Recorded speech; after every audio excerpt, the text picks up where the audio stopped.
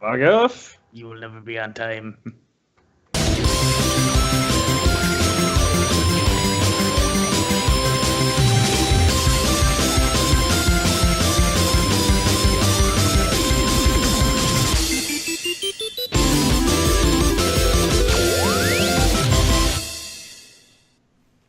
Welcome to Utterly Geek. Hello. Your source for stupid assholes talking about video games. I am Darren Bell. I am joined, as always, by my buddies Chris Walzik and Stephen Petrella. Oh, it's nice that you think of me as a buddy. Hello. Sometimes it depends on the day. feels. Fuck you guys. or what I'm talking I don't about. think of you guys as buddies at all. I don't even know why I'm Think of here, you guys honestly. as lovers. Oh, you Ooh. thought I said buddies. I meant bunnies. You're like Oh. little rabbits to me. All right. Little fuzzy things that are terrified of the world. But we'll hump everything, no matter, just to get by. Most of the other bunnies, so I guess you two are in love? Yeah. Okay. I'll do Yeah, it. hey. I Whole support 2 that. seconds. Yeah. It's June. It's Gay Pride Month. I support your two and your relationship. In our decision. Yeah. There we go. It's your own decision to make, and who am I to besmirch that? Welcome to Utterly Geek. Where apparently we just go really off the rails and go into politics for no reason. And that's not politics, that's love. It's a totally different thing. Yes. It's beautiful. But here we are now in the doldrums, the post E3 coitus stage, where really nothing's really happening. Yeah. Nothing just- earth-shattering, no big releases. Just more people finding out more info about things. Yeah, there's some surprises here and there, but the big thing right now, I guess, is the Steam sale, which will allow you to pick up a number of games pretty cheaply. Primarily, hey, if you have any interest in Middle-earth, Shadow of Mordor, go grab that fucker for $4. Yeah, the Game of the Year edition for Yeah, it's for got about all that price. the expansion shit, and like, hey, yeah, go do that. As someone who has played and beaten Shadow Mordor, yeah, that is well worth I the never $5. finished it. It's really fucking good. Definitely worth the $5 for sure. 4. Or 4. It's $3.99. Oh, okay. Don't Well- oversell it. Well, there you go. It's half a sandwich. It's I oversold it by $1. It's half a sandwich. Yeah, I guess in the post E3 world, that Wolfenstein 2 looked really good, and I realized, shit, I never finished the New Order, so I'm actually playing the New Order, and shit, that game's good. Yeah. Oh man, I really like the perk system in it. It kind of rewards you for playing the way that you want to play, Yeah. and I don't like grenades in that game at all, so that tree will never be filled out, and I'm okay with this. I think in my playthrough that I played years ago, I never even touched grenades ever, just because I was too busy just shooting stuff. It was just more effective. They're useful for robots. All I ever find Yeah. is Tesla grenades. I don't find like proper grenades. Ah, okay. I don't know why that is. I'm playing it on normal, so it's not like challenging. I'm basically a god with gun hands, Yeah. and it makes me feel good about myself. Like I kind of got over the whole like, oh, I gotta play this on a harder difficulty, and you know what? Fuck it. Yeah. Like I just got over that in myself, and I find I'm enjoying it. I'm probably gonna go through and actually finish Doom when I'm done with Wolfenstein. Just Hey. get that twofer out of the way. Yeah, you should. But I kind of want to play through Wolfenstein a couple of ways because they do have that weird branching narrative where you make choices. Yep. So like I don't know how far anyone is. Like at the end of the first chapter, they make you pick between two characters, and I chose one character, and I just had a argument with him where he was very angry that I chose the other guy. And like that's because that character is so woven into the story Yeah. that I wonder how that would play out if I chose the other guy instead. It's fun. It's fast paced. I can't remember how it does affect. Yeah. But I won't spoil anything for you while you're playing it currently either. Please don't. Yeah. And then Sunday, I just got... Okay, so Saturday night, I had a real weird fucking dream that suddenly there was a third Alice game coming out. So I woke up, I'm like, shit, maybe I should install Madness Returns, because I remember playing that back when it first came out and thinking, this was okay, but kind of a letdown. Mm-hmm. I found a questionable legality guide of how to get the original American McGee's Alice HD running on the Steam version of Madness Returns. Holy shit. Yeah, it looks real good. I still own my disc copy of American McGee's Alice. Right. So I think I'm more than fine with that. The original copy, I'm the original owner. I still have the box somewhere too. Mm-hmm. I'm never getting rid of that fucking thing. Oh yeah. But it's real interesting to go back and play those two. I by no means finished it. And Madness Returns is not a perfect game, but looking at it and upon reflection, it says a lot of things about mental illness and how society treats those with mental illness. Like, that's the whole crux of Madness Returns. Mm-hmm. Yeah. And I feel really compelled to play all the way through it again just to see how it all unfolds, because I don't remember a hell of a lot of that story. I remember bits and pieces. And it seemed to be a bit more grounded on Alice Little as the actual character, the actual human Alice Little, rather than Alice through the looking glass. Mm-hmm. Man, those games are curiouser and curiouser. I remember beating the first one and the story in that, but yeah, the second one, I don't really recall that much, other than I think it was just really just leaning hard on the whole, like you were saying, how Alice is going in and out of reality between Wonderland and reality, and like because of her going crazy, she keeps falling back into Wonderland, and like how she's going to be treated in the real world. Normally it's some traumatic event in the real world of someone trying to take advantage of her that forces her back into Wonderland. So like there's that old woman right at the beginning who she's kind of blackmailing Alice because Alice believes it to be her fault that the fire happened. Oh yeah. And no one knows that it was an accident that Alice had set the fire. But the old woman knows, and so she's kind of buying her silence. Right. And then there's something with the prostitute later on who's running the prostitution house, the brothel. Mm-hmm. There's something about her and Alice, and then the psychologist himself comes to find out had raped Alice's sister and was trying to manipulate her to get the story that he wanted to advance his research and also keep her quiet. Like, it's a fucking terrible, terrible, dark thing. Oh, yeah. And it's a very interesting and poignant commentary on how society treats the mentally ill. Yeah. It's fucking dark. I just remember there were parts of the gameplay that were questionable at times, especially late game. Like, it's not so bad early to mid, but when it starts doing some kind of weird mini games thrown in there randomly near the end, I was just like, what the fuck has this game become?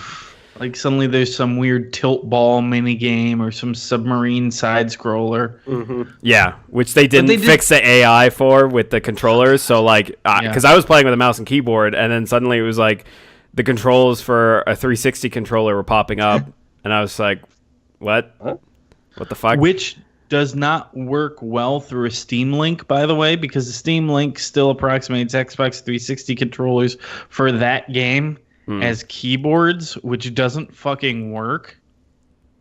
But the Steam controller works pretty great for that.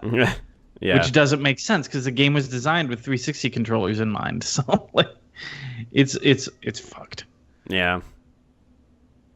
Man, I found out that apparently American McGee had a Kickstarter for American McGee's Alice Other Worlds, which is a 2-film short film compilation on YouTube. You can look it up, where Alice ends up in other literature stories.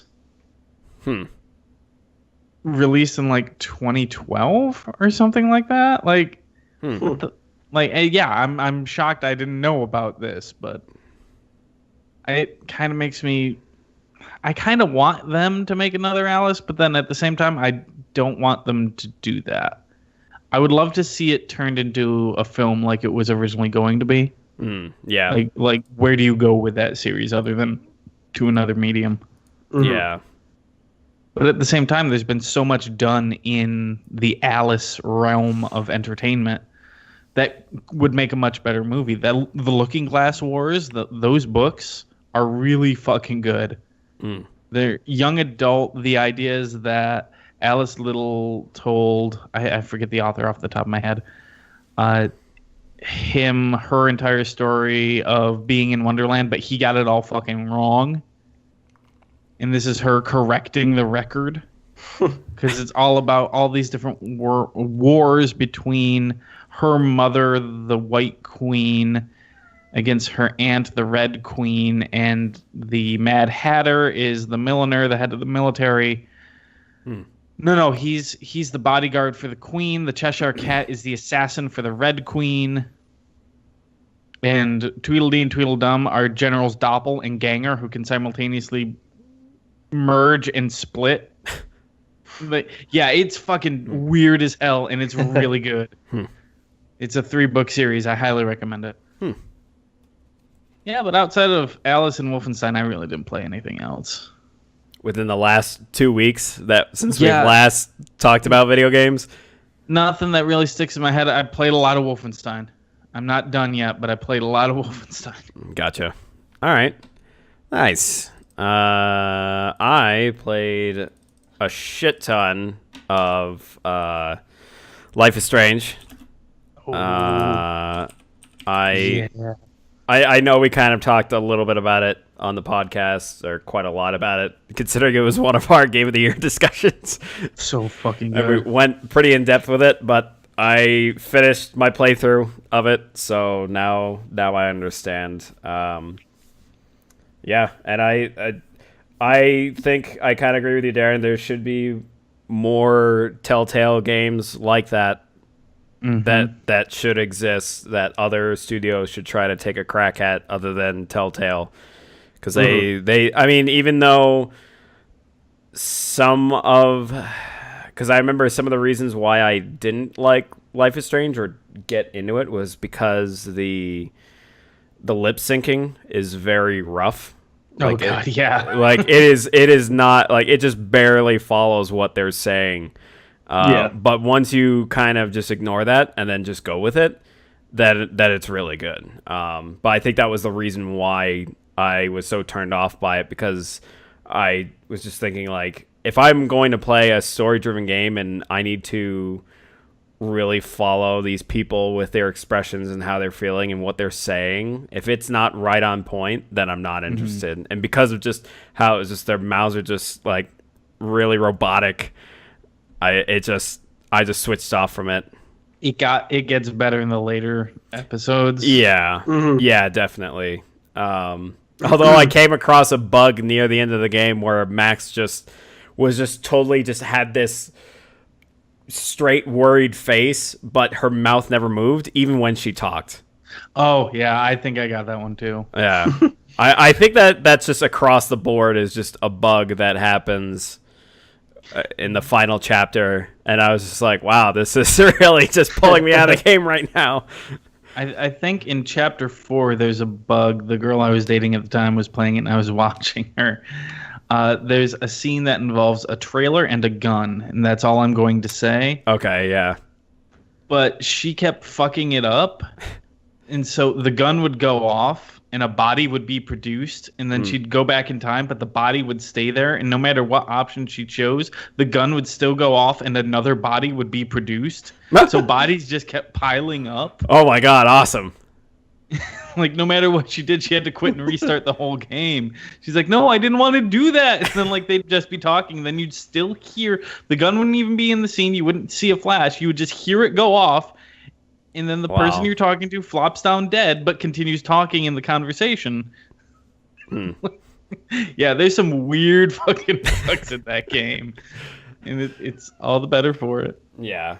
Yeah, so I played a lot of that, and I also finished Vanquish because I was like an hour away from beating that fucking game, which I was beating myself up over. Because I know how we had said on the podcast before, like, oh yeah, it's only like some people could beat it in 6 to 7 hours, maybe less. And I was just like, man, I'm at 4 hours. I should really just fucking play through it. And then, yeah, I was just in the last hour. Like, all I had to do was just go down a couple of corridors, do like 2 boss fights, and then that was it. And then I just thought, well, shit. Yeah, main story is 6 hours. Yeah. So, yeah, I from an actual like gameplay standpoint and the story, it was pretty awesome. Like, it's really crazy and fun and just so over the goddamn top. But the ending felt really rushed. It was just suddenly like, well, all right, there you go. You did a boss fight, done. And we're done with the game. Here's a cinematic, cool, that leaves it open-ended for no reason whatsoever, and we're done. Good job. So I was just like, I really felt unfulfilled in that. But I mean, it's a Mass Effect 3 like kind of deal where it's like I was enjoying myself all the way through, like just how crazy it is, and the controls felt really nice, and once you get used to the mechanics of jumping around and slowing down time and power sliding all the time, it feels really fucking good. But yeah, the ending was just like, okay, great. I uninstalled it right then and there and just made some room for Hollow Knight, which I played for 2 hours. And yeah, because I thought, what's a good Metroidvania game that I've heard really good things of, and I was actually contemplating on getting Axiom Verge, because I know Steve had talked a lot about it, and now that was in my wish list for so fucking long. But then I came across Hollow Knight, and I was like, ah, shit, that's more recent. And didn't you accidentally buy Hollow Knight? Yeah, because I did one of those things where I threw it in my I wasn't sure if I actually threw it into my shopping cart, and I went back to keep browsing. And then I was like, I think I got enough, because by that time I know for a fact that I had Genital Jousting, because it was like $2.50. So that was definitely in my cart. Oh, and shit. I gotta pick Genital Jousting up. Yeah, you should. For $2.50, it's fucking great. Yeah, dude. I know I had that in there, and I also had Grim Dawn in there, because like for I think it's like $15, $15 to $20 for Grim Dawn. I was like, yeah. That's a fucking game. Considering I've already put like 38 hours into it, I was like, yeah, I should probably throw some money at the devs, so that way I actually own it. $12.50. Okay, yeah, so even less than what yeah. So I picked that up. So I knew I definitely had those two in, and I knew I'd browsed Hollow Knight at some point, but I couldn't remember if I actually clicked on the buy icon, and then I continued shopping. And I was like, oh yeah, I got these two. I'll be fine for now. And next thing I know, it was like I checked my library and saw Hollow Knight, and I was like, well, I guess I gotta start playing it. Oh well. But yeah, it's to put it simply, I mean, obviously a Metroidvania. It's got the grimness of, I would say, Bloodborne, where it's just really. Like, you got to be kind of on your toes with the combat as well. And also, it does the whole Souls thing where if you die, because you don't have like a health bar, it's just like how many times you can get hit and then you're dead. But when you die, it goes to the last save point, and then there's a hollow of you that is in the room of where you died, and when you come back, you have to fight it and kill it. And all it does, it just comes right towards you. It's not like it fires any projectiles or tries to actively kill you again, but you just kill it, and then Once it's dead, then you get all of your currency back and some of your ability bank back, because it gets a little damaged every time you die. So you can't do as many abilities or heal yourself as often. But once you get that, then you get everything back. But as far as polish with that game, it is fucking...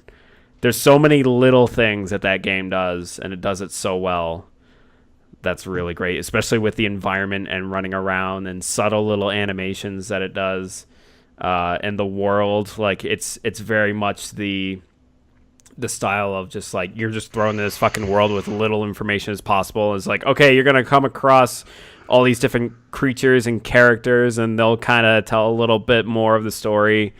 Or you'll come across relics around the world that are along your way, and you'll read more about the world.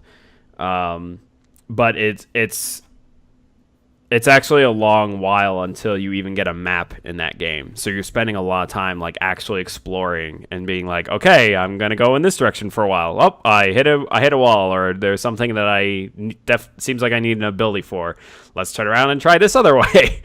But even once you get a map, it doesn't show you where you are. It's just like, yep, here's a map. Okay, figure out what room you're in, and then you have to go eventually get enough currency to get a compass, and then get things that will show up on the map, and then etc. So you got to actually really work towards building up your items, so that way you can just be like just the essentials for getting around in that world.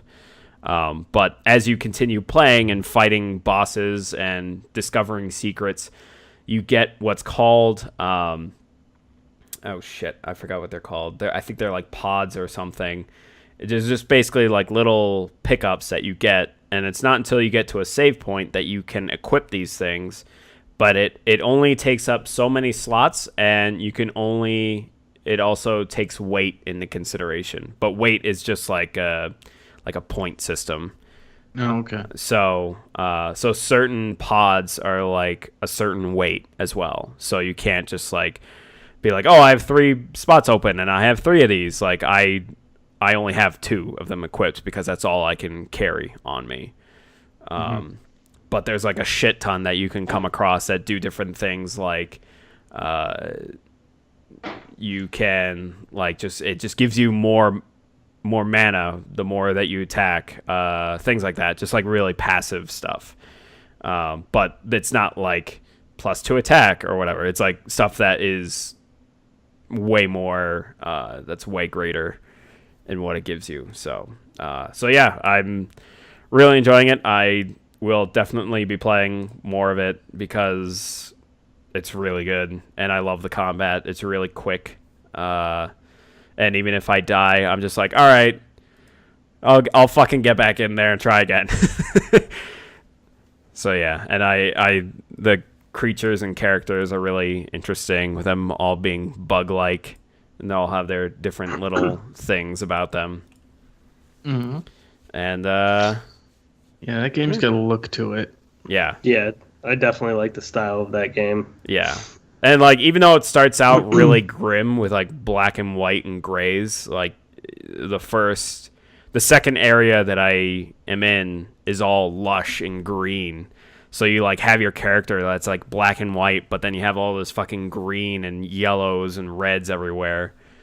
That's like really awesome. And I'm sure there's more locations where they have a lot of variety in environments depending on where you are. So,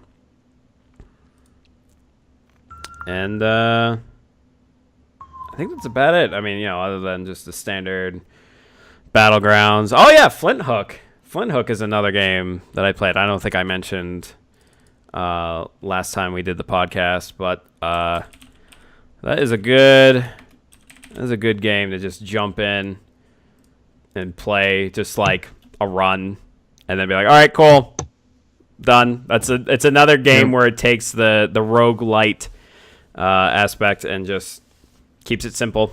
Doesn't go crazy. The combat is a lot of fun, just zipping around in the room. That game always looked real snappy, Mm-hmm. real reactionary, real shit. What's the word I'm looking for? Smooth, Yeah. I guess, Yeah. for lack of a better term. Yeah, and it's once you start getting the hang of when to slow down time and when to maneuver around things, that's what gets really fun. Because I've had a couple of runs where I got into a room and there was a shit ton of enemies and they're all firing bullets and everything at me, and I'm just zipping around and slowing down time at the right time and then killing them off and completing waves and never hitting the ground. I'm just like, yeah, that felt fucking good. But yeah, the presentation of that game is also really fucking great. Like the style of animation, how everything looks, and the smoothness of the animation. Yeah. And the music is really great. Yeah, so that's a game I just like to just be like, all right, I got like 5-10 minutes to dick around in something. I'll just load that up and then do like a quick run or something, and then see how far I get. So that's my kill time game right now. Nice. But that's about it. Those are it. Cool. I've been jamming Zelda, Breath of the Wild. Yeah. Mm-hmm. Yeah, that's a good fucking game, man. That's a really good game. Like jumping into it after, I mean, I didn't finish Horizon, but like jumping into it and playing is a little difficult just because like the controls are so different, and I think the controls are kind of shitty in Breath of the Wild. Just my personal opinion. Not a big fan of the control scheme. At least you get used to it. you do get. Yeah, I've gotten used to it, but I'm just like, I don't like the button placement. Like I just don't like the button placement. Like it's just not. It's not like bad. It's not like the worst, but it's just like, come on, It Nintendo. could be better. You can like. You made a game that's a lot like other games. You can use their control scheme. You don't have to. You don't have to dick around and be different. I mean, they do. I'm Nintendo. they do. I mean, they have to like There's like a couple buttons where it's just like they should be in different spots. Like this thing should be in a different spot. You know, just because of the utility. Jump and the run button. Yeah, the jump and the run button definitely. The crouch button. Like, I don't like that placement because it's on the joystick. Yeah, you click it in. You click it in. But if you're like sometimes you accidentally click it in and then you're fucking crouching. I don't like that. I'd rather not be there. Personally, I never had a problem with that. I did have a problem with the run and jump. And the only controller options are alternate jump, they call it. And literally what they do, because run is A, which is the bottom of the diamond. And jump is X, which is top of the diamond. Top of the diamond. Yeah, it's weird. It feels really weird. Yeah, and the only option you have is alternate jump, which literally just flips those two. Yeah. It kind of sounds like a Super Metroid layout, because I remember it was the same thing like that, where it was running was holding down A, and then jumping was B, so you had to like times when you had to do the fucking running and then jumping, like you had to like kind of twist your thumb just at the right fucking angle to hit both, and then firing was X, which is on the other side of the fucking diamond. And then Y was canceling whatever weapon you had equipped. Like, what? Yeah. Like Breath of the Wild's control stuff would be so much better if they let you customize just a little bit. Yeah, that's what. Yeah, exactly. If I could customize it, I would have absolutely no issue with the control scheme whatsoever, because that's just. I mean, it's basically your control scheme if they allowed you to customize. Because I would change. I don't know if where I would put crouch, but I would put the run as pushing down the stick, because that usually comes naturally to me. That's probably why I accidentally push it down sometimes, because sometimes I'm like, there's a lot of games where running is you push the stick down, because it's a natural progression if you're going to push the stick hard. Yeah. So that's probably one of my bigger gripes, which is not even a big gripe. And then like just the system of going into it and picking weapons and shit like that. Like, I'm not a fan of that layout. But it's not anything that you don't get. You get used to it, and it's easy to do. It's just it's just a kind of an annoyance. There's a lot of quality of life improvements that definitely could be made. Yeah, exactly. But the game itself is like probably, as far as like gameplay, is probably one of the best games I've ever played. Like gameplay wise. Yeah. Everything just feels so natural and feels so fun, and you just want to experiment with everything. Just like Darren was saying before, you're just like, oh, look at that shit over there. I want to go over there and just see what I can do with it, And I mean, I haven't played a ton. I got off the plateau, and I've been running around a little bit. Oh, okay. Down there. So about 8 hours in. Pretty much. I probably about 6 hours in. Yeah. Because I ran around the plateau and just tried to do everything up there. I'm just like, I'm gonna do all this shit, and I experimented, and then I was like, fuck it, I gotta get off this plateau. I gotta get out of here. I gotta get down there. There's way more shit, and there's more going on. I gotta get the fuck out of here. So finally, just was like, all right, I'm doing it, and got down there and opened up the whole new world and just running around doing some shit. More. Nice. Just experimenting and looking at shit rather than even playing the game. It's like actually like playing the story. Yeah. Well, the voice acting is atrocious. It's fucking hard. Yeah, Zelda in particular, she's Zelda's bad. It's just I don't know. I would be very comfortable if they didn't do voice acting, but yeah.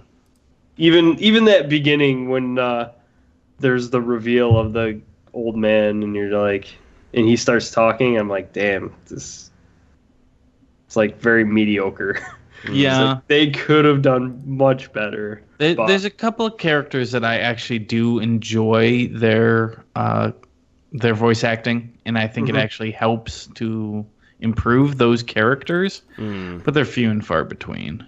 Yeah, but it's also just another minor thing minor issue with the game, because like the game is so good that I'm just trying to find any little flaw that I can. Like, it's just so fucking good, that like any little, like if there is a little flaw, it kind of stands out because the game, everything else is just so fucking amazing, where you're just like, god damn, this game. Like, especially after playing Horizon, which is amazing, like then you jump into Zelda, which I personally think is way better. Like, just all, like everything that you can do and the feeling of it is just much better.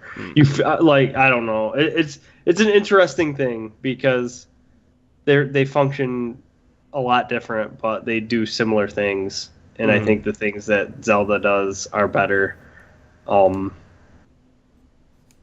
it's an interesting give and take. I mean, I think that Horizon presents its story a lot better than Zelda does. Like, I think Zelda's story presentation is awful. Like, I haven't even seen any of Horizon's story, and I can tell you that you are correct. The Zelda story presentation is just like, I don't really care. It's just like, I almost was like, fuck, I want to hit X right now.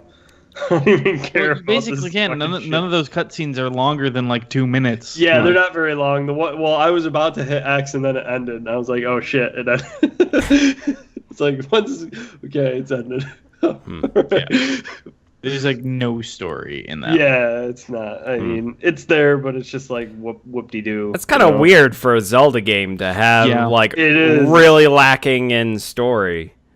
But it doesn't really need. So the entire setup is that 100 years ago Ganon attacked and you got your ass beat. Now you're back alive, so go gear up and go fight Ganon again. Like, the story that had been told was 100 years ago, and you really don't care about it. What you care about is getting strong to take down Ganon again. That's the story. I do like, though, that it's just like, hey, here it is. Boom. Yeah. mission, beat Ganon. And Yeah. you're just like, okay, got my final mission already. Yeah. I'm ready to fucking go get Ganon, that motherfucker. I have Instead seen of like some building amazing... up to it. It's so that part that like I love that. I love that they do that. Like that's just fucking hilarious to me. And I really just love the way that the map is set up and the way that it just says, hey, this is your game, you know, like do what you will with it, and it doesn't tell me what to do. Yep. It's just like, hey, put markers down wherever the fuck you want. And then it just comes to the point where I'm just like, I start doing it and then I'm like, damn, I don't like it. I put too many markers down and I just delete all of them. It's like, fuck these markers, get them off my map. Yeah. I'm gonna do this bear and just run around like a motherfucker. Like that, I really love that. I really hope that other companies take note of that and like, yo, this is how you should do an open world map. Yeah, that is definitely like just seeing how Zelda does that. I think that has become one of my bigger gripes with open world games, because if it's open world, just allow me to run around and don't like kind of coax me in a direction. Yeah. Like if I see a dude in the distance, I'll run to him, you know, like just because that's the natural progression of what you do in an open world. Mm-hmm. So I would rather, like, instead of them having the little map and like kind of telling you what to do, just be like, hey, there's that dude, I'm going, he might have a quest, he might not, but I'm gonna check it out, you know, type thing. And I like that that's how Zelda has it set up. Even more interesting, you can play Zelda without any HUD, only having your hearts in the upper left hand corner. Mm-hmm. There's two HUD modes, standard and pro. Pro turns off everything but the hearts. And you can totally play that game that way, because everything that your HUD tells you, with exception of the actual mini-map, is conveyed through other methods within the game. So if you don't even want to look at anything but the game itself and the game world, you can totally do that. Yeah. I mean, there's a temperature gauge, but when you get too cold, he'll start shivering, or if he gets too hot, he'll start panting and sweating. There's a stealth gauge, which basically just means move slow. Like, Okay. it doesn't really convey a lot of data. Mm-hmm. And then there's weather, and the only time you care about weather is if it's raining, which you can clearly see it's raining, or if lightning is happening, in which case you'll fucking know lightning is happening around you. Yeah. So if you really want to fully immerse yourself in that game, turn off the HUD. Mm-hmm. I did that for a couple hours when I first started playing, and it was great, but I kept missing the mini-map, which I think I've just been programmed to look at a mini-map. Yeah. Especially for a game like that, where it's open and you're also setting up markers where things are and you want to get to those things. Like, I think it's better for something like that where it's like, man, I just want to go around and dick around for a bit, and whatever I come across is whatever I come across. Yeah, exactly. Yeah, I'm really liking it. And also, like, before, like, just holding the Switch and everything, like, I don't know. I'm starting to come around to like actually liking the console as a console itself, because I didn't really like it that much. I mean, I just didn't really think it was like a necessary thing. But when you hold it in your hands and you're just like, ooh, this feels good, this feels right, you know. It's not like it's just got a good feel to it. Like, it's when you take it off the thing and you just play it as itself, it just has a nice feel. And it's like, damn, this is pretty good, pretty solid little console, pretty solid little deal. So, like, hey, they were onto something. They got something right. Yeah, they definitely are onto something. And like, I mean, hopefully these new games start coming out pretty soon. I mean, you got Mario Odyssey, which just looks fucking amazing. So you've got Mario Odyssey, you've got Splatoon 2 coming out this month. Splatoon 2 is coming out. Yeah. I mean, for the rest of the year, every month has a big, quote unquote, big release for them. Yeah. Like, I'm not a huge into Splatoon, but like, I'm interested to see it play out on the Switch and see how like their network is and all this stuff, like how good it feels to play like a massive online game on the Switch, which hasn't really been done yet. I could tell you as someone who, I mean, I know Darren played a lot more Splatoon than I did, but for someone like me who Darren convinced me to get it as well, with the few hours that I played it, I did really enjoy it on Wii U. It did feel really fucking good. And there were times where I was like, man, why am I not playing Splatoon? That's a really great multiplayer shooter on Nintendo. Yeah. Like, it fucking feels great and is really intense. And when you're in that last minute of just like the gameplay, like even 30 seconds to 10 seconds, you're just like, oh my god, because you're just fucking so tense. You're painting everything, like you don't give a shit, like, and it just when you reach the end of that round, you're just like, okay, all right, let's see this fucking results of this thing. And like it's exciting to see the score at the end. So yeah, I mean, if it's basically more of that but just more weapons, more fleshed out stuff. Yeah, like if it's way more fleshed out, you know, I'm not saying I probably would run out and get it right away, because I mean I feel like it would get the same treatment as it did with Splatoon 1. Well, they're also adding like that horde mode to that. Yeah, and they're expanding on. So the neat thing, and I didn't realize this, they kind of confirmed it at E3. The single player of Splatoon 2. Captain Cuttlefish, who was the character in the first game to lead you through that, he's gone. He's being replaced by Marie from Callie and Marie, the two hosts of the first game. Yeah. The reason why it's Marie over Callie, or maybe it's Callie over Marie, it's the green one. I don't know which is which. Yep.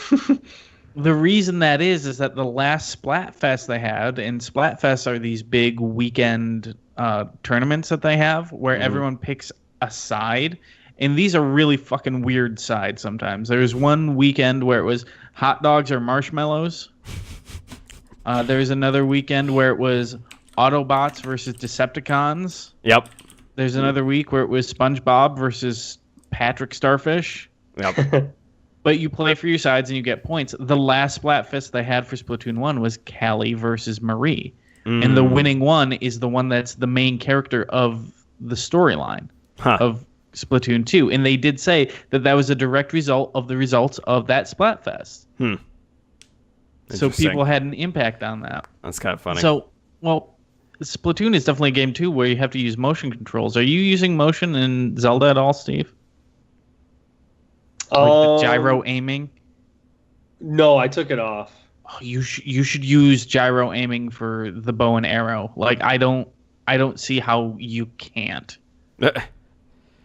You should just give it a shot, because it's not I've used it, but I'm not like I just didn't use it enough, so I just shut it off because I was like, maybe I should like. I mean, I don't hate it. I just am not like. Right. In my experience, you're so much more accurate with that because you use the stick to do all the big wide sweeping shots. Yeah. But then you can fine tune just a little bit, just like in Splatoon. Multiplayer in Splatoon, you were at a huge disadvantage if you weren't using motion control. Like you were pretty much fucked. Yeah. I feel like in Zelda, like with the added tilt, I just was just starting into it. I was just like, get it off, you know. But I think I'm gonna put it back on just because there are points where you're using all your controls, and when you pull your bow and arrow out, it's doesn't feel good, you know, like just to aim with the stick because you're trying to move around and do all this other stuff. So I feel like having that little tilt and adding that in will be good. Yeah. Nice. Yeah, it does. It's good. So we have actually one question that is related to us talking about the Switch and whatnot. All right, I am listening. I have to go murder a dog. Oh my god. All right. So Sergeant Giggles says, I'm considering getting the Switch. Do you think it's worth getting it?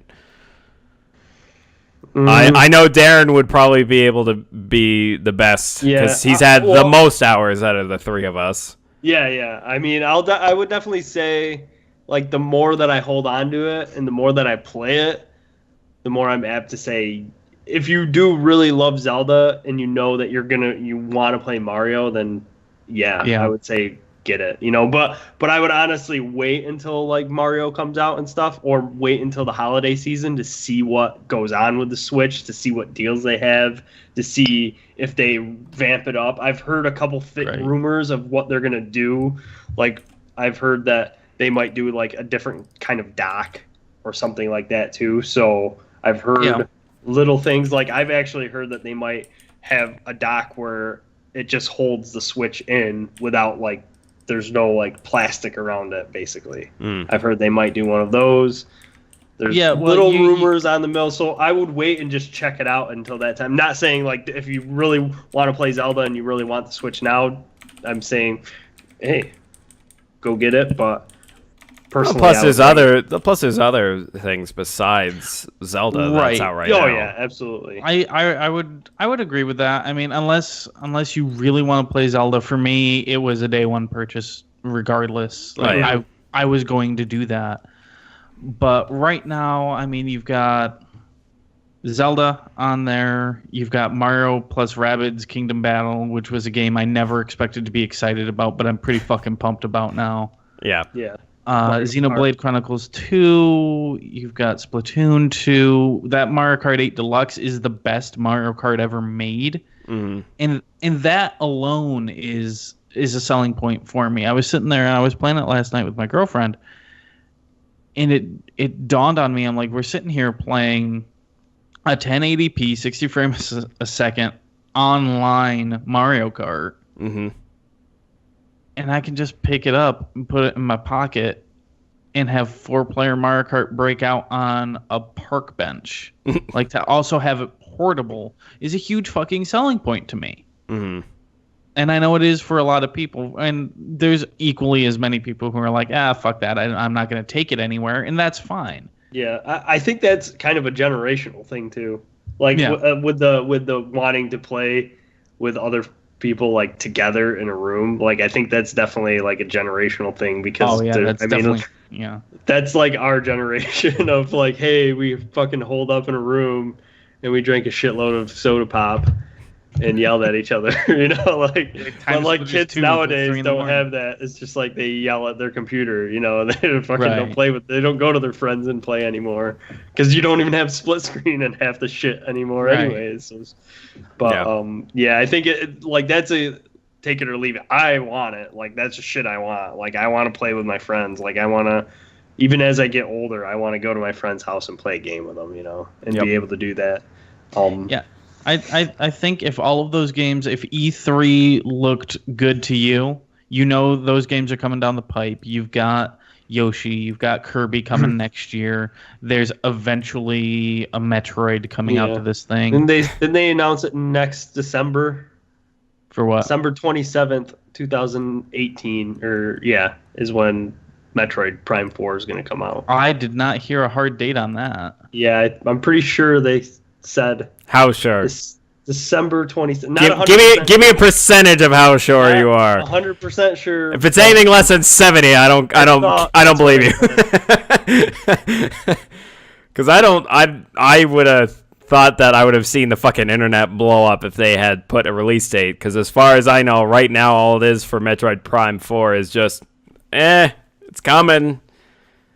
That's it. Yeah, I personally didn't hear that. But I wouldn't be surprised if it was a 2018 release. Yeah. But I'm not getting my hopes up for that.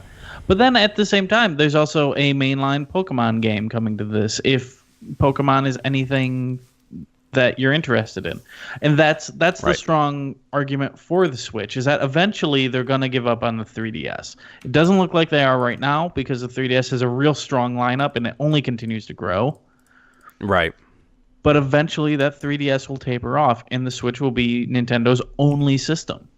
So then you will have all of Nintendo's games in one place. And if you like Nintendo's games, I don't see how you don't buy a Switch.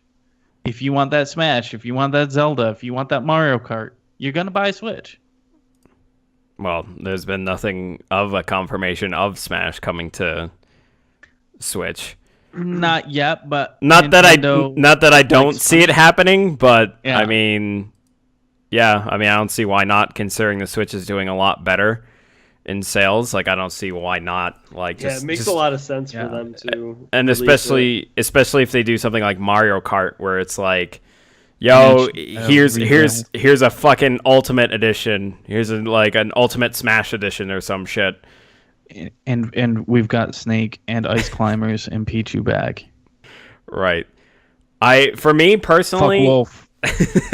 For me personally, for the Switch, kind of what you were saying, Darren, I think the one thing that was kind of a selling point for me was Odyssey. As soon as I saw the fucking gameplay for Odyssey and what you can do in that game as Mario and as fucking becoming Mario and other things, I was like, holy shit, they're doing a lot of weird things with this game, and I'm on board because of how fucking weird it is. Something absolutely no one could have predicted.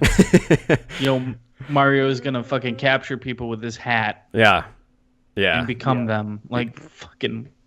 Yeah. So that's one game that has pushed me towards being like, yeah, okay, I see myself getting a Switch. Like, yeah. I mean, on top of Metroid, but I mean, again, that's more of I'm waiting until I see some goddamn gameplay, right? And what is going on. Then that would probably be the final blow. But I think also, on top of what we've all been saying, is the portability. Like being able to have games, because I would probably get a lot of, I would rebuy a lot of indie games again, just so that's like, man, I fucking have it, like Thumper. Like I would get Thumper again, because it's like, man, I could be anywhere and be playing Thumper, and that would be a fucking great little game that I could just jump in, play a few minutes of, and then be like, all right, cool, now I'm off doing something else.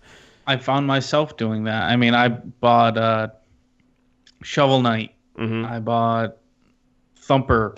I bought what was the other one? Snipper Clips, but that's kind of a weird one. Yeah. I'm waiting for Stardew Valley. Like I've had Stardew Valley on PC since last summer sale, and I played a few hours of it. And at that point, no, I bought it during the holiday sale, because then Nintendo's like, "Yo, no, that Stardew Valley's coming to Switch." I was like, "Son of a bitch." So I haven't touched it since, because that seems like the perfect game. Yeah. For that system. Yeah, I think I would play that. Like, I'm not even a huge fan of those type of games, but I think I would play that on the Switch. I think it would just feel good to be able to like travel with Stardew Valley. Like how relaxing that would be, like on a flight somewhere, just to like and pull it's Stardew gonna have Valley multiplayer on the Switch. Yeah. Nice. So it's like, the Switch is the promises of that the Wii U and the Vita made manifest. Because there's no fucking transferring your save files on the same thing. Yeah. It's got that tablet which you can just take with you, and it's got the indie lineup that really made a lot of people gravitate toward the Vita. And I don't see that ever slowing down. Like there's Snake Pass on the Switch. There's just so much that's coming to it or is already there. Yeah.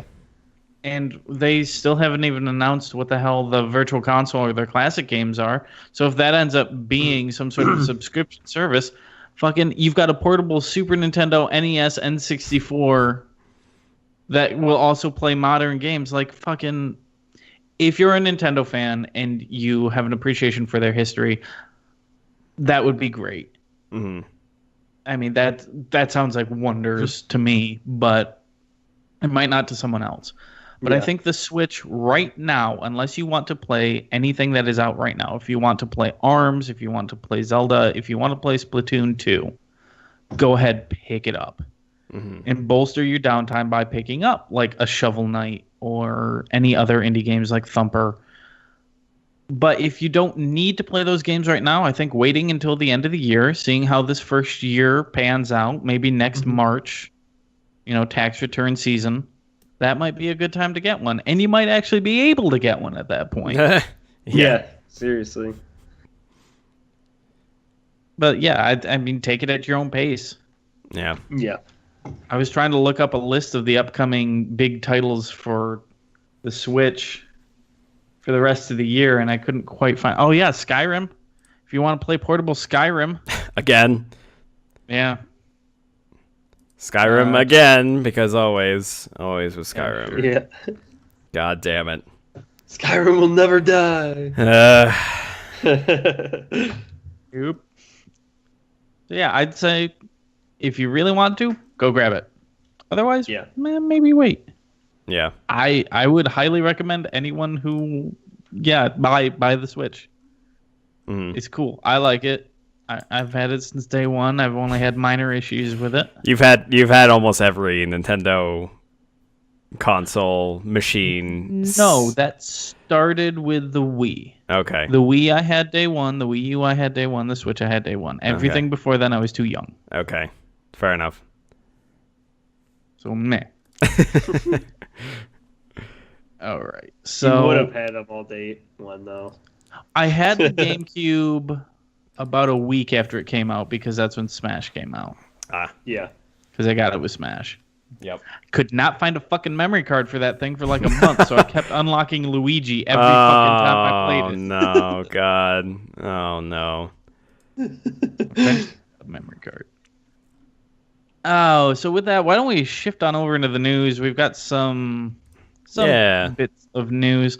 I'll start off with sad news. I know this isn't video game related. This is board game related. But Geek Chic, the company that makes those beautiful, wonderful board game tables. If you ever watch Tabletop with Will Wheaton, their table is a Geek Chic table. Okay. They suddenly ceased operation. They are done. They're gone. What the fuck?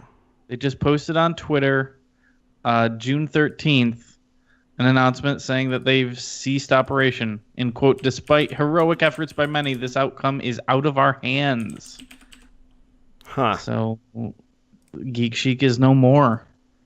That's a they shame. have, oh man, yeah. They had wonderful, wonderful tables, and their website's just completely gone. Wow. I was actually about to look it up to be like, all right, what do they have? Maybe I could get something. Nope. Nope. It's dead. They're gone. They're done. Wow. And it really saddens me. I was looking forward to buying a house and getting a Geek Chic table. And rolling that into like a mortgage because their tables are like 10 grand. Oh shit! They can get up to 10 grand. They could have gotten up to 10 grand. Wow. It just really makes me sad. They were at nearly every PAX. In happier news, Insomniac Games has tweeted out last week, the 12th. Swinging is all physics-based in the new Spider-Man game. And they went to great lengths to ensure that webs actually attach to buildings. So if you're over fucking Central Park, you can't swing. Yep. Just good news for everyone involved there. Yeah. I'll just see how it feels, though. Because there's plenty of times where a lot of companies have said, like, oh, yeah, it's physics-based or whatever, and then you actually get to do it, and it feels like shit. Because weirdly enough, Spider-Man 3, like, Spider-Man 2, you know, I've fucking said it a million times, Spider-Man 3 felt really weird for some reason. Like, it's just the swinging did not feel good in that. And Really? It's like they took everything that was in Spider-Man 2 with the swinging, and they were like, yeah, let's just have bare bones of it. And that was it. And it just felt weird. So, yeah, I mean, it still did the same thing where it was like it was always attaching to a building, but it just lacked all that great momentum to it. So, yeah. So that's why... Even though with them being like, yeah, it attaches to buildings, don't worry. I'm like, all right, cool. But other games have done that before. Like, it's... Yeah. I know they said physics, but it depends, like, what the range of physics that they're mentioning. Whether if they do include, like, actual fucking momentum and it feels like you're just flying through the goddamn sky at a crazy rate while you're swinging. Again, we've talked about this before, but it is Insomniac. I believe they'll do you right. Oh yeah, I mean playing. Oh god, I lost the name of it. Sunset Overdrive. The momentum and grinding, like, felt really fucking good, and moving around, like, even though it's, you know, cartoony and comic booky, like, it still felt really great. Yep. In other great news, IO Interactive has announced they are now fully independent. Yay! And they own the Hitman IP still. Nice. Yep. As a celebratory measure, they made the first chapter of Hitman completely free on PC. So you can pick up that test facility, and also, wasn't it Italy, the first one? Yes. Yes. Those Which are I'm still playing and replaying. Like that's the thing. Like if it's just Italy for free, like that's a lot of time that you can spend. Yeah.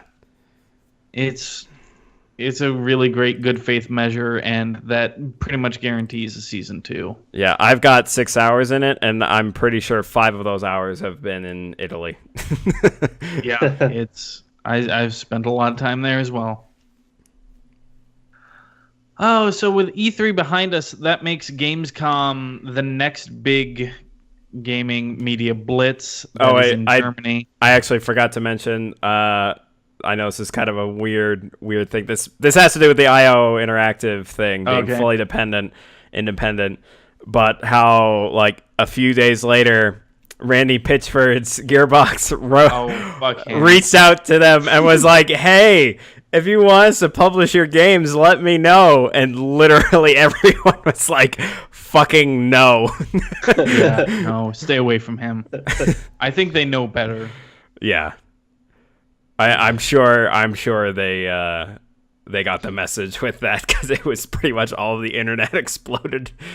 Yeah, no. So again, E3 is behind us. Gamescom is next, which happens in Germany. Mm-hmm. And Chancellor Angela Merkel from Germany, like their chancellor, is opening Gamescom.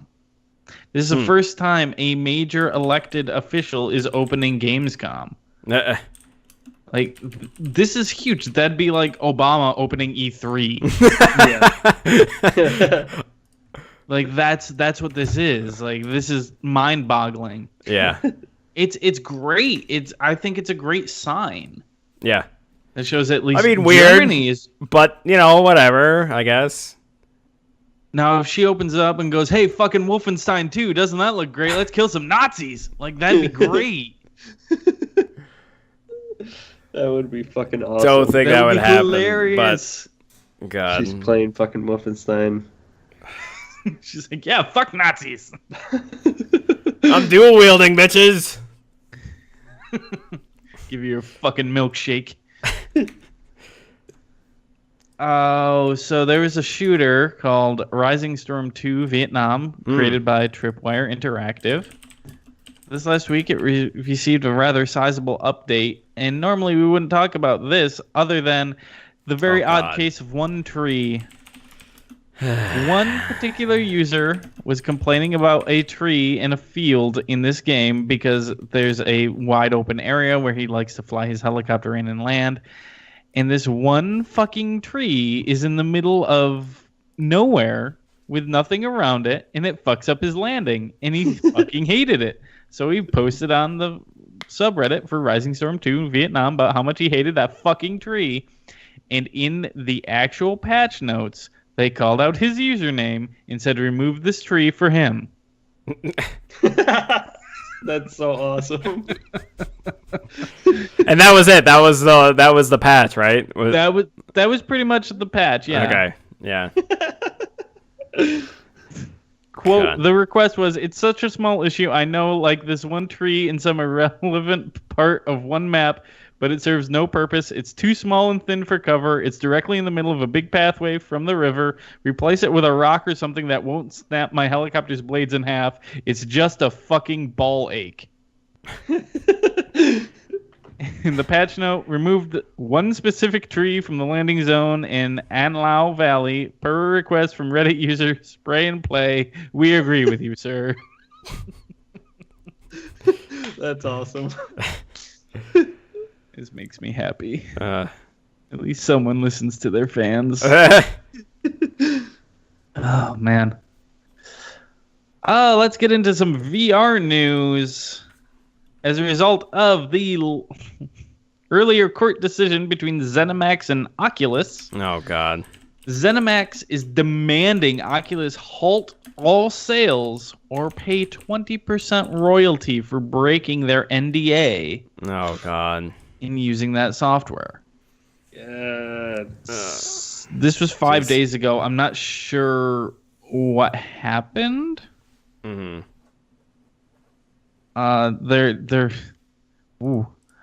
They're upping the damage demand from the $500 million to a clear $1 billion. Oh.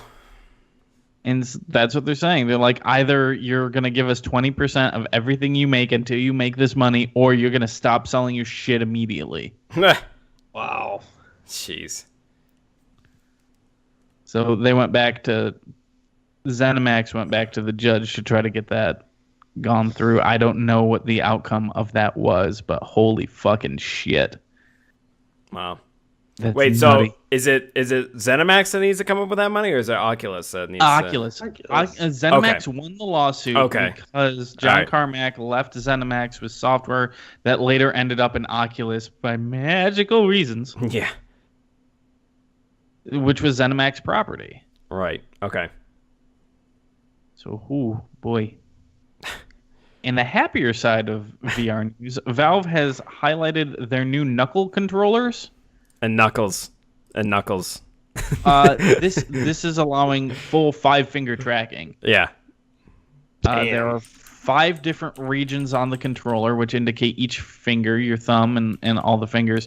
And the great thing is it wraps around your hand, so you don't even have to be gripping it. You can just have your hands open like this. Yep. In a game, your hands will just be open. As soon as you touch the controller with the other fingers, your fingers will retract in game. So if you want to make devil horns, if you want to flip people off, you can do anything that your hands can do. Mm-hmm. You can make any kind of gesture with that. Which is cool. Finger guns all the time. I did that shit. I did that shit with the Oculus. I didn't even need the fucking 5 knuckles. I was like, yeah. If the game supports it, you can totally do it. Yeah. And I love games that support finger guns. VR is such a weird thing. You didn't really see a lot of it at E3. I mean, Sony had their whole bit about it. Yeah. But outside of that, I really want VR to succeed. Yeah, I hope that it's not just some short-term trope kind of thing, and then it's like, all right, there it is, it's gone. I mean, we did get things like Skyrim VR for PlayStation. We also got Fallout 4 in VR for Doom. Everything, and then Doom as well. Even though Doom is kind of more of a separate game, it's like a standalone kind of deal. It's a different thing. Yeah. Mm-hmm. And then we've got the Inpatient and whatever the hell that weird Elijah Wood horror thing is. Yeah. But still, things are happening in VR. Yeah. Yeah, I would say the biggest things are Fallout and and Skyrim being in VR, because that's a lot of fucking game. That is a lot of game that is in the VR world. Yeah. Yep. Yeah, so I'd like to that's one of those things where I'd like to see somebody actually play through all of that game, and just see how it feels playing that many hours in VR. Mm-hmm. Yeah, I don't know if that would hold up. Yeah, I think that's the biggest test of VR right now is how long can someone actually fucking sit and play Skyrim or Fallout or a game like that, is it eyes more start getting sweaty? Yeah, before you're just like, fuck, I gotta get out of here, we'll see what that does. And I mean, it just doesn't feel good to have that thing on your head for more than half an hour. Yeah. It just starts to feel like shit. Mm-hmm. And I really think that's where the future ends up being. Is you look at something like what is it? The Microsoft not Smart Glass. Their augmented reality. Yeah. If they can get that to where it's a bit larger in scope, so that it actually covers your full peripheral vision. And it starts as AR, but then what's to stop them from being like, oh, well, now it just covers the whole lens and blocks it out, and now it's a VR thing. Yeah. Yeah. And if it's if it's as light as glasses, then yeah, totally. Let's do this. But that's going to take a while. Yeah. Yeah. To get to that. Yeah, because you need the processing power and all that. So yeah. Yeah. And even with where VR is right now, you still need a fucking huge thick cable sticking out of the back of your head, like running into the computer to even have it run it.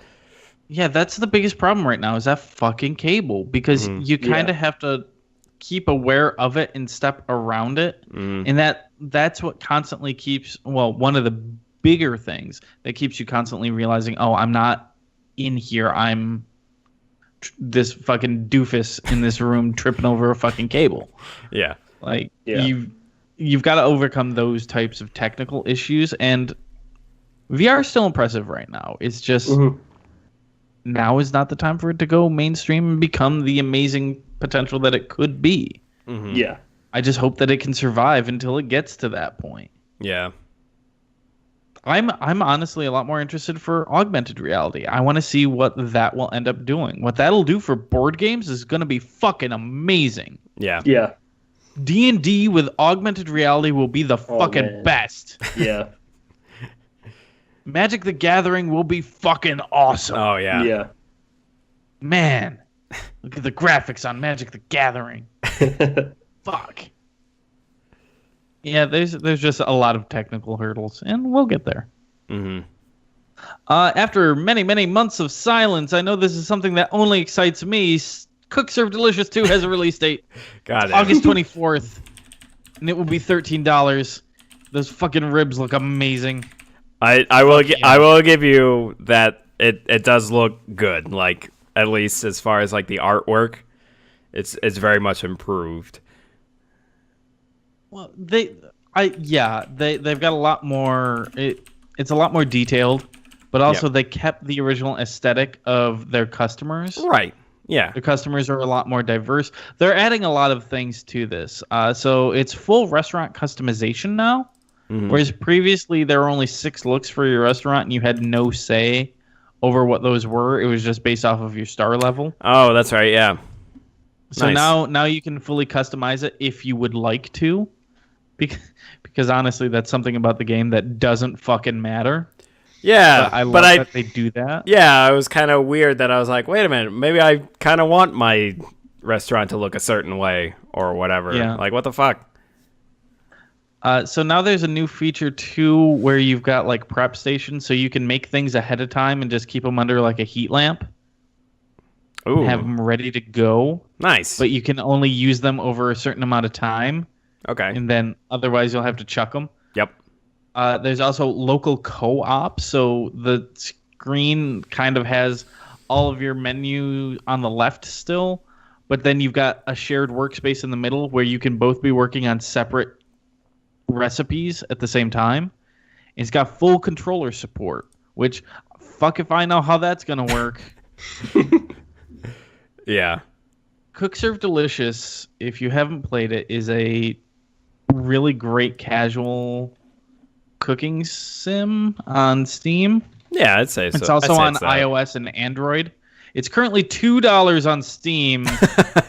You should fucking play it. Yeah, for something like that, yeah, it's a fun little game. Like, it's so good. How many? I just got into it on my phone. I didn't even know it was available for phone until you. I have put 22 hours into that game on Steam. Oh my god, so fucking good. That is way more than me. Yeah, I played a fuck ton of that game, man, and I can buy the sound. 5 hours. 5 hours is how much of that game that I've played. Yeah, it's really fucking good, and I'm super pumped for the sequel. I forgot I had Overcooked on here. I should probably install that. And other fucking great cooking game. That's a really good couch co-op game. Yeah, it's also coming to the Switch. Oh god, of course it is. Yeah, it is. Like it's special edition. Let's see here. Moving on from excellent cooking games. Yeah. Sony's Sean Layden has said in an interview that there will be a PlayStation 5 and, quote, a smartphone-style approach will not take over. kind of jabbing a little bit at Microsoft in their consoles. Yeah. But if you were to release a PlayStation 5 and your PlayStation 4 games don't work, I don't think that's acceptable in this day and age. Oh, God, no. Yeah. No. Especially if you have to buy shit again. Like. Mm-hmm. Yeah. I think with the Xbox One X, naming aside, Microsoft did a lot of great things because all of your controllers will work, all of your accessories will work. It's just a beefier version of the Xbox One. Mm-hmm. Yeah. And if the PS5 is anything but a beefier version of the PS4 Pro, where all of your controllers will work, all of your games will work, more importantly, I think they're doing themselves a huge disservice. Yeah. Unless you're doing something totally fucking weird like Nintendo and the Switch. Like, nothing's backward compatible on the Switch, but it makes sense because it's something so different. Mm-hmm. And I get he's making a jab at him, but I honestly think that's the way consoles are going to start going. Yeah. Yeah, I was listening in a recent Giant Bomb interview with Phil Spencer. Yeah, that was a good one. Yeah, and Jeff asked a really fucking great question where he said, especially considering with the Xbox, do you see something where consoles are starting to kind of make a shift similar to PC, where it's just like every X amount of time they release new hardware for a machine or a new machine that has the latest hardware? Like, do you see that kind of transition with the consoles? And I can't really remember exactly what it was they said, but I think it was something along the lines of, I kind of see, like, even though we're kind of, one company is playing catch up with the other as far as like who has the latest technology and who has the better hardware and everything. But if it kind of goes at this weird offset pace, then it's kind of going that way. Yeah. Where it's not just like we're kind of out of that realm of having a console for 5+ years.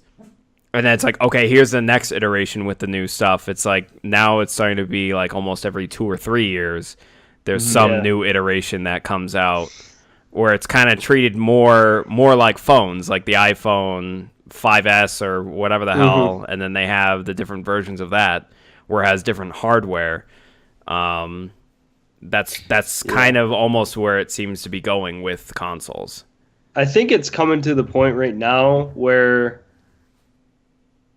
like, you don't need to do these like brand new consoles because graphically, like, I think we're at a point of like where graphics have hit a little bit of a standstill, and it's like, what are you going to do to make these besides like making like better like facial animations and stuff like that? I don't think like they need to improve graphics too much over like the next 10 years, like it's more like just like certain animations and stuff that need to be improved. But like it should be coming to the point where if PS5 doesn't like play PS4 games, I'm not fucking buying that thing. No.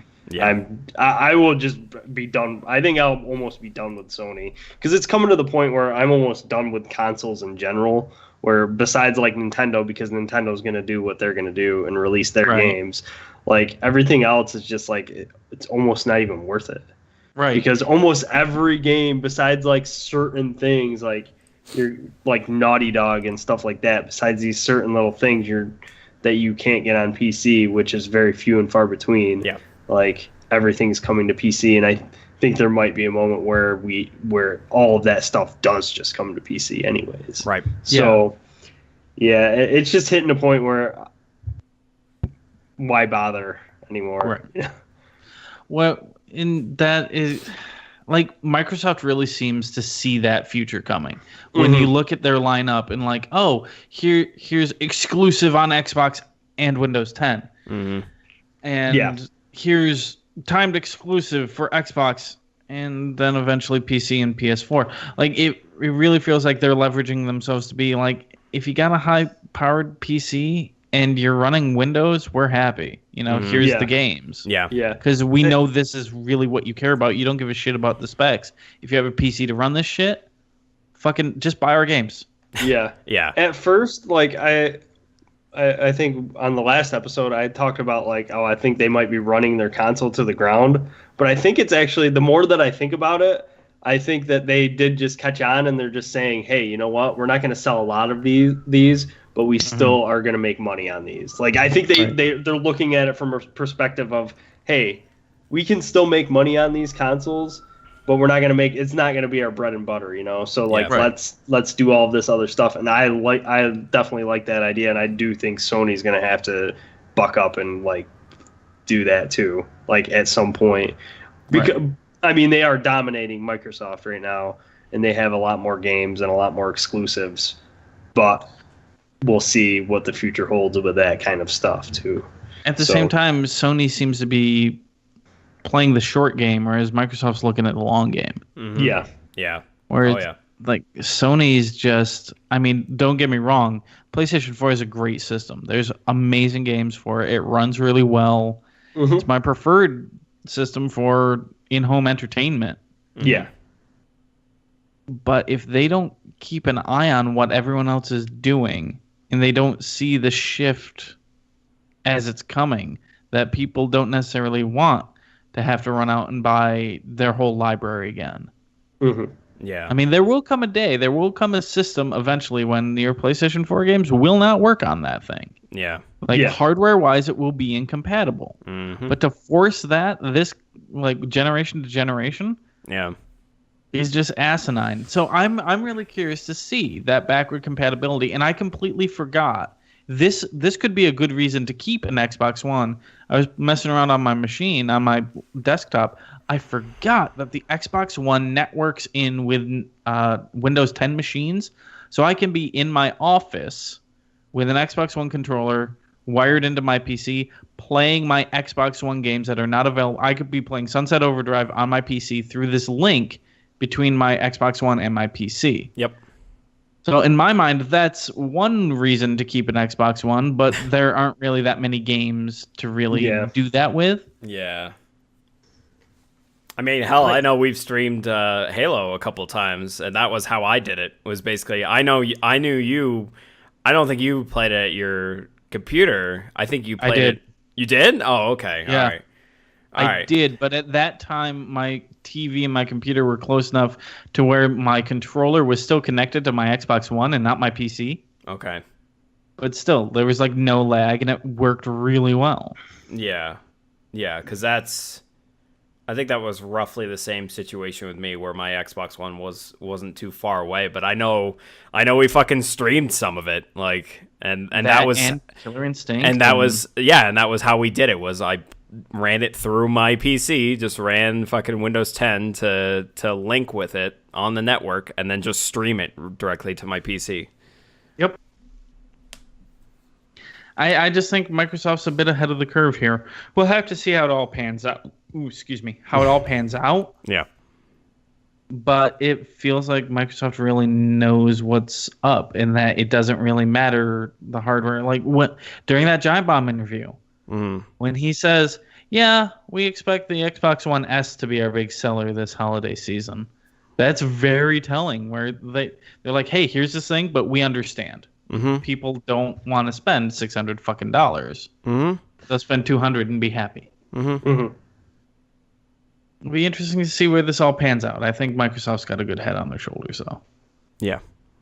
Oh, so there was some guff between Rockstar Games, Take-Two Interactive, and mods since last we spoke. Yeah. There was OpenIV, or Open4, which was a modding tool that was used to mod single-player content into Grand Theft Auto 5. And the way Open4 actually worked is that it would disable your networking in that game, so you couldn't even go on multiplayer. You couldn't go online. Yep. When you were running these mods. Take-Two Interactive stepped in and issued a cease and desist order to Open4. Yep. everyone goes, what the fuck? You're shutting down mods. And they claimed this was to protect the integrity of their multiplayer servers and their multiplayer community. And everyone's like, no, that's not how that fucking works. Considering a lot of the, like, pretty much all the mods are single player only. Yeah, there's the way that thing works does not allow it to work in multiplayer. Yeah. So people got pissed off. Rumor has it Rockstar goes to Take-Two and starts discussing with them. They tweeted out something that they were in discussions with Take-Two and their concerns. That was the last we officially heard from them. A few days after that, Open4 posts an update log to their website, which had previously been disabled. Suggesting that, hey, they're back up and running, and Rockstar might have spoken some sense into Take-Two, but I'm not sure. But this fucking shitty is what this is. I'm almost willing to bet along the lines of, hey, we've supported this for years. What the fuck? like suddenly you step in and then out of nowhere on a random day and then just go, yeah, no, fuck you guys. Like, didn't make sense. This isn't a threat to your multiplayer. This isn't a threat to your fucking cash cow. Yeah. Like, fuck off, man. Ugh. By the way, did you hear the Steam sale's coming up? Time to jack up the prices and then throw some shitty bundles in and then throw it on sale. Oh, yeah, that pissed me the fuck off. When they first did that shit, when they first jacked up and had the bundles included the shark cards. Yep. And this was right after Steam first put in their refund system. And because shark cards are a cash equivalent consumable item, it made the bundle and therefore the game exempt from any refunds. So Take-Two does a lot of this sleazy fucking shit. And it's just fucking gross. Fuck Take-Two. I really wish Rockstar's big enough. They should be able to go independent at this stage, you would think. But yeah, considering any game they release gets like in the fucking millions easily. Right. Yeah. Who knows? It's gross, but I'll be keeping an eye on it. It sounds like they're back up and running for mods. So hooray.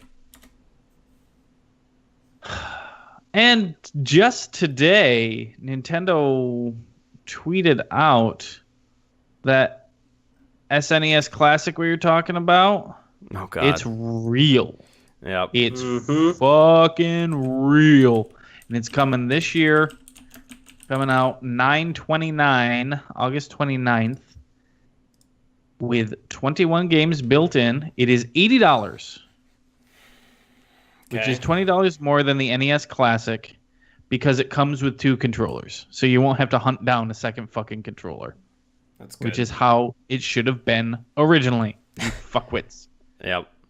And it's an amazing games lineup. Let's start from the top here. Super Mario World, Super Mario Kart, Link to the Past, Super Metroid, F-Zero, Super Punch-Out, Super Castlevania 4, Donkey Kong Country, Mega Man X, Kirby Superstar, Kirby's Dream Course, Final Fantasy 3, Secret of Mana, Street Fighter 2, Super Mario RPG, Contra 3 The Alien Wars, Earthbound, Yoshi's Island, Super Ghouls and Ghosts, or Ghosts and Goblins, I'm sorry. Yep. Star Fox 2. Star Fox 2 was never released. Nintendo was releasing a new Super Nintendo game in 2017. Star Fox 2 was near completion. They kind of shelved it because the N64 was about to come out. But it was never released. And here it is, for the first fucking time, legally, on the SNES Classic. Which is fucking incredible. That's amazing to me. The question is, will you be able to get it? Probably not. I was telling Darren earlier today, after I had read about the announcement for it that you sent me, Darren, that I was like, oh, so there'll be 3 of those. And then you're like, no, they're making this really super special because of the Star Fox 2 thing. And I'm like, oh, so there'll be 2 then. Yes. It's gonna be less now. Yep. So apparently Nintendo provided a statement to IGN regarding that exact issue. Mm-hmm. And they explained that Nintendo, quote, will produce significantly more units of the Super NES Classic Edition than we did the NES Classic Edition. Though the company is declining to provide specific numbers at this time. So they are at least saying, yo, we're aware, but words are only worth so much. Mm. I'm doing whatever I can to pre-order one of these fucking things. Yeah, I think I'm gonna try to get one of those. Because Star Fox 2 aside, that is a fucking killer lineup of Super Nintendo. Yeah. Oh, yeah. There's a few that I would rather have on there than what they did have. I would have dropped off Street Fighter, but that's me. I've never been a Street Fighter fan. I have. I played that was actually how I got introduced to Street Fighter with Street Fighter 2. On Super Nintendo? Yep, that's how a lot of people did. Yep, and I played a shit ton of it. My thumbs hurt a lot from playing that fucking game. I wanted Chrono Trigger, but yeah, it's not on there. they still got Final Fantasy 3 on there And Secret of Mana. Yeah. So yeah, everyone wanted. Fucking amazing RPGs. So. Oh, and apparently the SNES Classic controller is 5 feet long. The NES Classic was 3. Mm. Oh, good, I guess. So it sounds at least they're taking, like, yeah, we fucked. So we're going to try to make it better this time. Mm. Yeah, it almost seemed like that with the NES Classic, it was just they knew the novelty of it, and they were like, we're going to fucking sell this. Yeah. And they didn't care about anything else, just the novelty. I honestly don't think they were aware of how in demand that thing would have been. Mm-hmm. Yeah. That just seems like a really fucking stupid miscalculation on their part. Mm-hmm. Yeah. Like you should have known. Emphasis on the fucking stupid aspect of it. Yeah. Yeah. But this one is, man, I can't think of a better lineup that's indicative of the power of the Super Nintendo. Like fucking Earthbound. Mm-hmm. Yeah.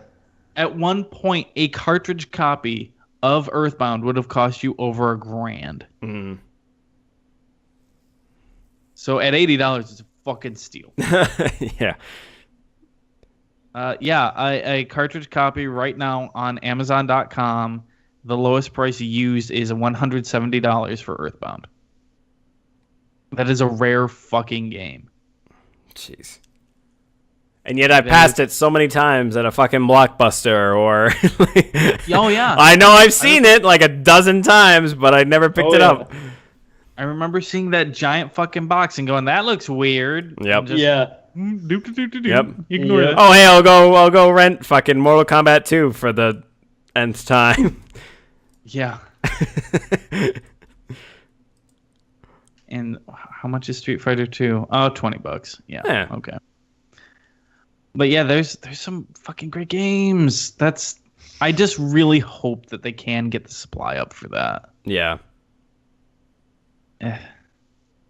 Let's hope. That's going to do it for news, unless I missed something, gentlemen. Not that I can think of. Either. Cool. With that, let's kick it over to emails. Email us at utterlygeek@gmail.com. That's utterlyg33k@gmail.com. You send them there, we'll answer them here at this point in the show. When we receive them there, we did not receive any there yet, though. No. Not as of recently. Womp womp. Not since November of last year. Mm-hmm. So, okay.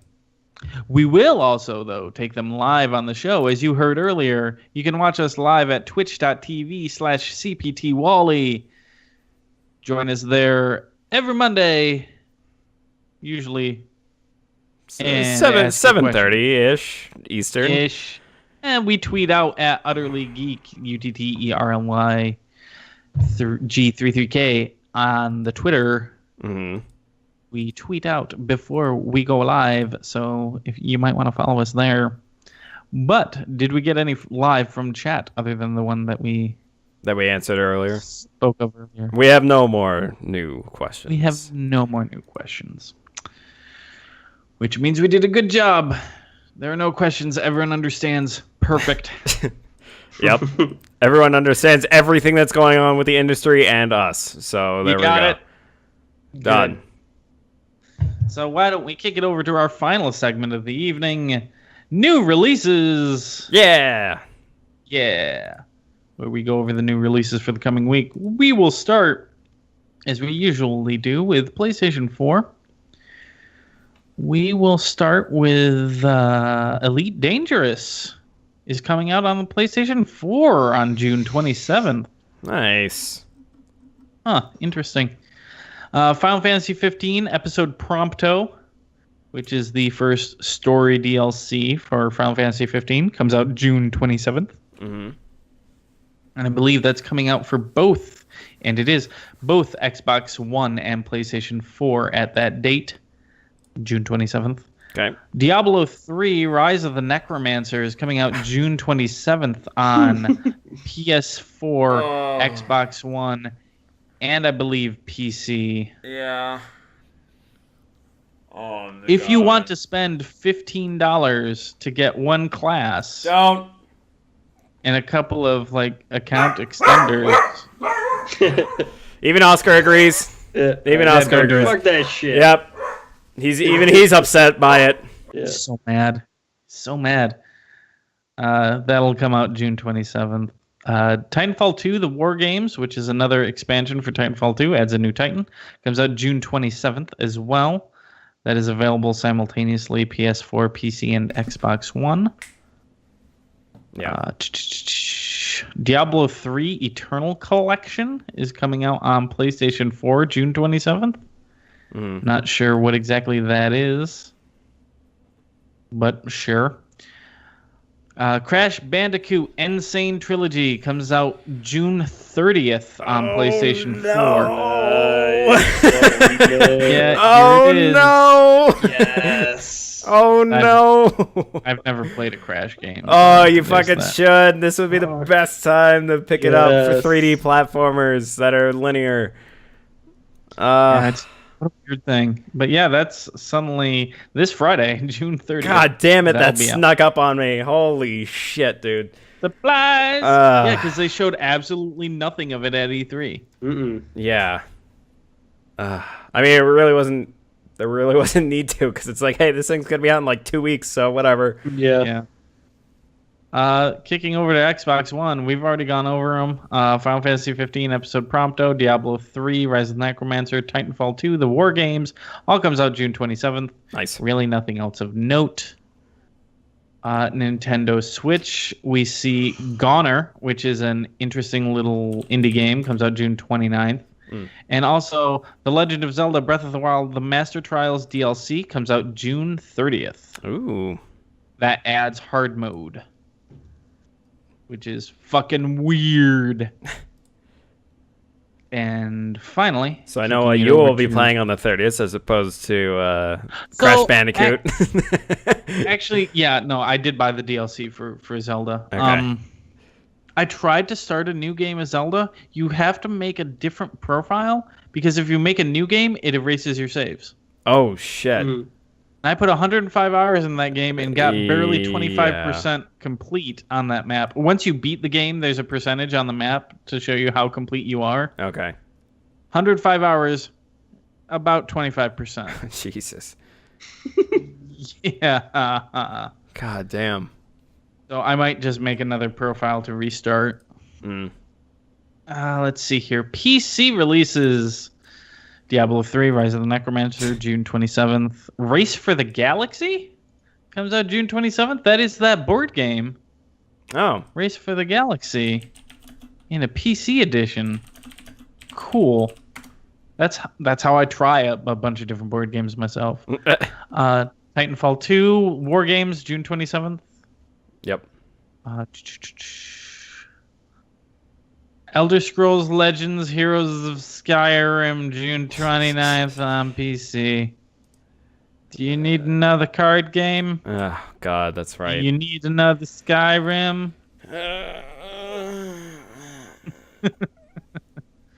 I'm surprised they didn't release a SNES Skyrim edition to go with the edition that is being released. Yep. Yep. Because why? Because why not? Because why not have? Someone made the Skyrim theme as though it was running through an SNES. There you go.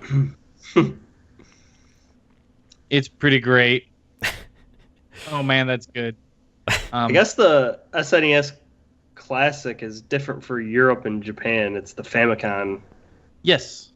I want it. The NES Classic was the same way. The Japanese region was the Famicom. Yeah. And the big difference there between the Japanese NES and the Famicom when it was originally released is that the Famicom, the controllers were hardwired into the system. There was no plug. You couldn't plug and unplug them. And the minis were the same. Okay. So it came with two controllers, but they were hardwired into the system at 3-foot cables. Oh, God. Yeah. The Famicom Classic box for Japan is fucking way better than the boxes that we're getting here. Well, they're all based off of the original adverts and how the original system worked. Mm-hmm. So, like, the NES Classic is the same box art as was the NES when it came out. Same thing with the SNES. The thing with the SNES Classic is that it looks more like a game than it does the console. At least the box art that I've seen. No, I guess it looks... No, that does look like the console did. But yeah, man, it's cool. I like what they're doing. Mm-hmm. If more people can get their hands on it, I will like them a lot more. Yeah, really. Again, sounds like they're at least aware. But yeah, that's about it for PC releases. Fucking sidetracks. Yep. That's all right. That's fine. I mean, whatever. Yeah, sure. I think that's going to do it. If you have a 3DS and you're interested in that new Pikmin game, apparently they stealth dropped a demo during E3. Okay. So boot up your 3DS and download the Hey Pikmin demo. Okay. If you want to. Nope. I think that's going to do it for us this week. Yep. Sweet. Yeah. Thanks for joining us. We'll see you next week. Mm-hmm. See ya. Bye. Bitches.